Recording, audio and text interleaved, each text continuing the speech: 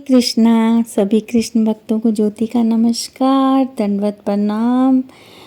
यहाँ पर ये एकादशी नहीं द्वादशी का दिन है। मैंने कृष्णा जी को श्रृंगार द्वादशी के दिन करवाया था, क्योंकि एकादशी के दिन मैं मतलब खाना वाना भी बनाना होता है, व्रत भी रखा होता है, तो उस दिन मैं उतने 2-3 घंटे खड़े होके श्रृंगार नहीं कर पाती, मैं थक जाती हूँ। तो मैंने कहा चलो मैं द्वादशी को सुबह सुबह उठ के श्रृंगार करवा लूँगी, क्योंकि एकादशी को ज़्यादा माला भी करनी होती हैं, तो उस दिन थोड़ा मुश्किल हो जाता है। तो मैंने इस बार थोड़ा चेंज किया, मैंने द्वादशी को करवाया। ये द्वादशी पद्मा एकादशी, परिवर्तनी एकादशी, जयंती एकादशी, जल झूलने एकादशी, देव झूलनी एकादशी, वामन एकादशी, इतने नाम हैं इस एकादशी के। मुझे सिर्फ मेन नाम यही पता था, परिवर्तनी एकादशी, क्योंकि इस दिन भगवान करवट लेते हैं तो इसको परिवर्तन एकादशी बोलते हैं। तो मुझे वो नाम पता था, और जो मेरे पास नोटिफिकेशन आता है उसमें परसव ऐसा करके एकादशी लिखा हुआ था, परसव एकादशी। तो बस मेरे को यही ज़्यादा पता है और इतनी नॉलेज नहीं है। बस ये नाम मैं पढ़ती रहती हूँ एकादशी के बारे में जानने के लिए, भाई एकादशी को क्या मतलब क्या नाम है, उसका क्या मोटिव है। मेरे पास मेरी सासू माँ की एकादशी बुक है, मैं उसमें से वो कथा पढ़ लेती हूँ, और मुझे बिल्कुल नॉलेज नहीं है, मैं बिल्कुल अज्ञान हूँ। और प्लीज़ मैं हर बार यही बोलती हूँ, मुझसे कोई त्रुटियाँ हो जाएं तो मुझे क्षमा कर दीजिएगा, क्षमा कर दीजिएगा। क्षमा करने में बहुत बड़ा फ़ायदा होता है। तो यहाँ पर मैंने ये धोती ट्राई की है, ये मुझे आसान लगी। मैंने यूट्यूब पे देखा था, साक्षी जी हैं, उन्होंने अपने कृष्णा जी को पहनाई थी, तो मुझे अच्छी लगी वो, तो मैंने कहा चलो मैं पहना के देखती हूँ। तो मुझे साक्षी अच्छी लगती हैं, क्योंकि उनका ठाकुर जी को तैयार करने का तरीका मुझे बहुत पसंद है, उनका बात करने का तरीका बहुत पसंद है, मैं उनको फॉलो करती हूँ। वो उम्र में मुझसे छोटी हैं पर उनकी नॉलेज बहुत ज़्यादा है, तो मुझे पसंद है उनकी हर चीज़ को देखना और उनसे नॉलेज लेना। कई बार कैसा होता है कि हम उम्र में हम भले बड़े हो गए हों, पर शायद हमारे पास उतनी नॉलेज नहीं है भक्ति से रिलेटेड, उनके पास ज़्यादा नॉलेज है, तो मैं उनसे नॉलेज लेती रहती हूँ, मुझे अच्छी लगती है उनकी नॉलेज। यहाँ पर मैंने ट्राई ये एक्चुअल में ये ड्रेस मुझे राधा अष्टमी पे पहनानी थी, मैंने उसी के लिए तैयार की थी। ये उसके साथ पिंक कॉम्बिनेशन तो मैंने बाद में डाला है, पहले ब्लू ही था, उसके साथ गोल्डन ब्लाउज़ वगैरह बनाया था, बहुत कुछ सोच के रखा था। पर मेरे को अचानक से पता चला कि राधा अष्टमी आज है, और मैं अगले दिन संडे को समझ के बैठी थी, तो मेरा सारा प्लान स्पॉइल हो गया। तो फिर एट ए टाइम तो मैं ड्रेस कैसे बनाती, तो मैंने फिर यही ड्रेस को कॉम्बिनेशन में करके तो मैंने उनको ये ड्रेस पहनाई। द्वादशी, हाँ उस टाइम ऐसा था कि सुबह सुबह खाने का भोग, ये कपड़े मैंने बाद में उनको पहनाए हैं, खाने का भोग मैंने पहले लगा दिया था, और उसका मैं वीडियो बनाना भूल गई, और एकादशी का भी मैं वीडियो बनाना भूल गई, और ये द्वादशी का वीडियो था जो मैंने बनाया। बस मैं आपसे यही कहना चाहूँगी कि ठाकुर जी का श्रृंगार मैं करती हूँ और मन से करती हूँ। अगर मेरे से कोई गलती हो जाती है तो प्लीज़ इतना नोटिस मत कीजिएगा, भगवान भी हमारे भाव देखते हैं, इतनी नॉलेज तो है नहीं है, ठीक है, जितना कर पाते हैं उतना कर देते हैं। और यहाँ पर मैंने पिंक दुपट्टा डाला तो मुझे जचा नहीं, थोड़ा सा पता नहीं क्यों मुझे पसंद नहीं आया। अब ठाकुर जी को भी पसंद नहीं आया होगा, इसीलिए उन्होंने बोला होगा कि चेंज करो, पूरा पिंक पिंक हो गया। ये ज्वेलरी भी मैंने खुद ही इधर उधर से लेके तैयार की है, मतलब प्रॉपर ज्वेलरी नहीं है, मैंने कोई एक पीस कहीं और से लिया है, चेन कहीं और से ली। हाँ, ये जो इन्होंने कंठी हार पहना हुआ है छोटा सा ऐसा, उसको कंठी हार ही बोलते हैं या क्या बोलते हैं मुझे नहीं मालूम। वो मैंने खुद बनाया है रात को बैठ के। हाँ, और मुझे तो अच्छा लगा, पर पता नहीं ठाकुर जी को कैसा लगा। मैंने अपनी समझ से बनाए हैं रात को बैठ के। ये पहले भी मैंने बनाए थे ठाकुर जी के लिए, कड़े बनाए थे। वो पता नहीं 4 कड़े थे, वो कहाँ रख के भूल गई। वो भी पहनाने थे मुझे, ब्लू कलर के, बड़े सुंदर थे वो, तो वो मिल नहीं रहे थे। फिर मैंने उसको दिमाग ज़्यादा खाली नहीं किया कि जाने दो, इन्हीं से काम चला लेती हूँ। तो ये मैंने फिर बैठ के रात को बना लिया। घर पे सामान हो तो आप इजीली कुछ सोच के रात को भी बैठ के बना सकते हो, सामान होना चाहिए बस। और ये पगड़ी पहले मैंने सोची थी कि मैं इनके लिए पगड़ी बनाऊँ, जो रेडीमेड टाइप बनती है। बस फिर ऐसा हो गया कि अब रात हो रही है, तो मैंने ये जो अपना दिमाग जितना लगा सकती थी लगा के कुछ ट्राई किया कि मैं यही वाली पहनाती हूँ, सुंदर लगेगी। स्टॉकिंग वाली पगड़ी है। इसमें क्या है कि आप मोटी से मोटी भी पहनाओगे तो वो पतली लगती है, और इसमें आराम से आप इजीली सब सामान डाल सकते हो। पिन अंदर तक नहीं जाती हैं, ऊपर ही रह जाती हैं और पक्की रहती हैं, ऐसा कुछ नहीं है। तो देखिए, आप पिन के बिना आप इसको अटैचमेंट को लगा ही नहीं सकते हो। तो ऐसा नहीं है कि हमें ध्यान नहीं रहता, हमें पूरा ध्यान रहता है। जैसे हमें कोई पिन चुभोए तो हमें कितनी तकलीफ़ होगी, तो हम तो कभी भी नहीं चाहेंगे मरते दम तक कि ठाकुर जी को ज़रा सी भी तकलीफ़ हो।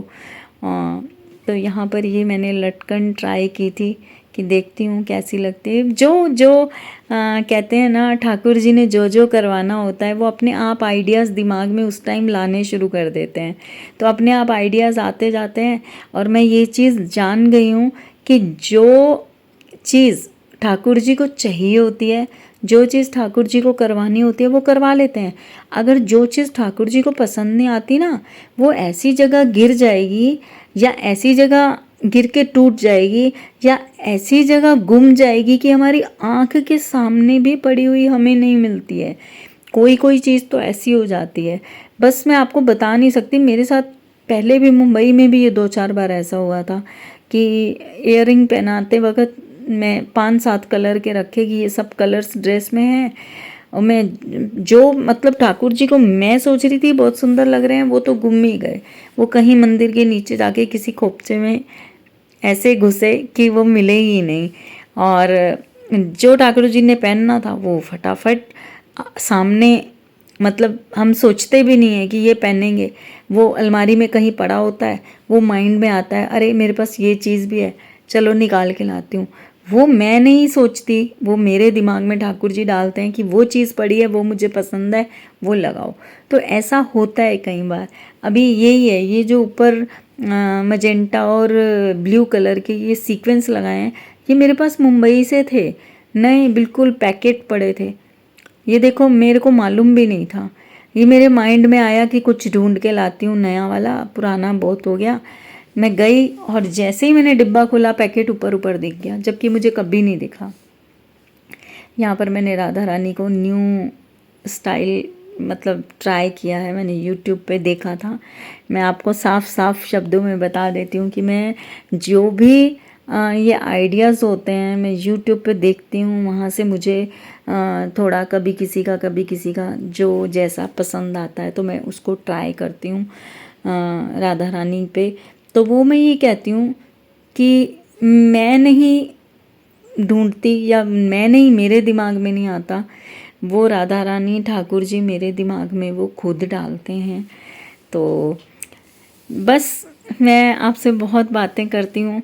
मेरे व्लॉग्स अभी लगातार उज्जैन वाले और राधा अष्टमी के महोत्सव के आ रहे हैं, आप बहुत प्यार दे रहे हैं, प्लीज़ उसको देखिए भी, वीडियोस को देखिए, लाइक कीजिएगा और शेयर भी कीजिएगा कि मैं इतना एफ़र्ट लगाती हूँ, मेहनत करती हूँ, तो प्लीज़ उसको देख के शेयर कर दीजिएगा।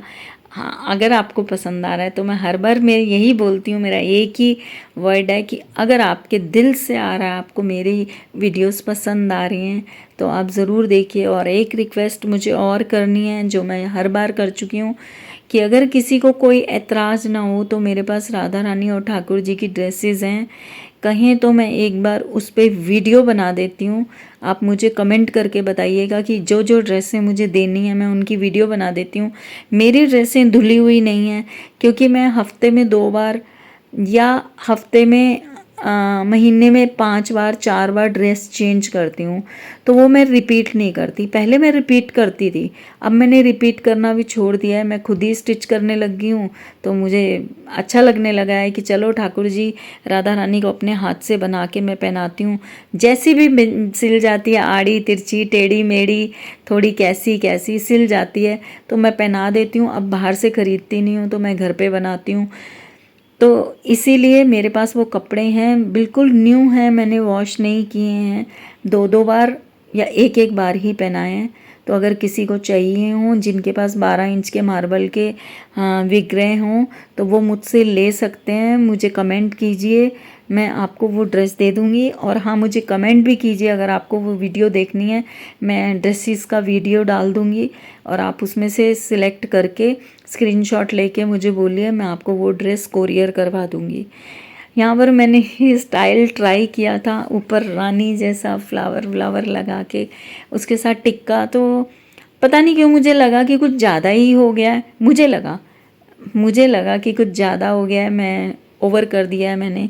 तो मेरे को वो आँखों को थोड़ा जच नहीं रहा था, राधा रानी बहुत ओवर लग रही थी। तो मुझे लगा एक दिन में इतने सारे स्टाइल रहने दो, एक ही ठीक है। फिर मैंने वो ऊपर वाला फ्लावर वाला चेंज करके सीधा सीधा सिंपल वाला टिक्का लगा दिया था छोटा सा। ये फ्लावर हटा दिए थे मैंने क्योंकि मुझे पता नहीं क्यों पसंद नहीं आ रहे थे, बहुत ऊपर हाइट पे वो हो गया था। तो देखते हैं वो और किसी ड्रेस के साथ अगर सूट होगा। तो यहाँ पर मैंने सिंपल डाल दिया और इस बार मैंने यहाँ पर कोई पर्स वर्स नहीं टांगा। मैंने कहा चलो इस बार मोर पंख लगा देते हैं, राधा रानी के हाथ में मोर पंख पकड़ा देते हैं।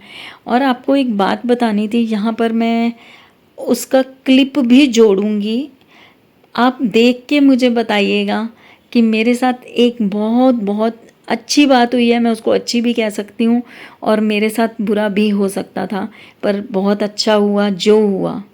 तो मैं आपको वो क्लिप दिखाऊंगी, फिर उसके बाद मैं बताऊंगी कि मेरे साथ क्या अच्छा हुआ और क्या बुरा हो सकता था। यहाँ पर राधा रानी और ठाकुर जी का श्रृंगार करते वक्त कुछ अच्छा हुआ और कुछ बुरा हो सकता था। अब देखिए आप वो क्लिप, फिर आपको समझ आएगी कि क्या है। उसके बाद मैं आपसे बात करती हूँ। यहाँ पर आप राधा रानी का ये वाला क्लिप देख रहे हैं।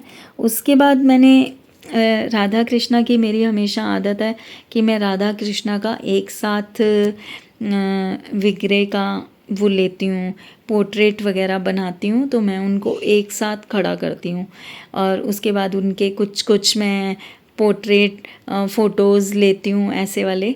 तो आइए मैं आपको वो क्लिप दिखाती हूँ और आप भी देख के हैरान हो जाएंगे। उस क्लिप के बारे में बात बाद में करूँगी, पहले आप वो क्लिप देख लीजिए।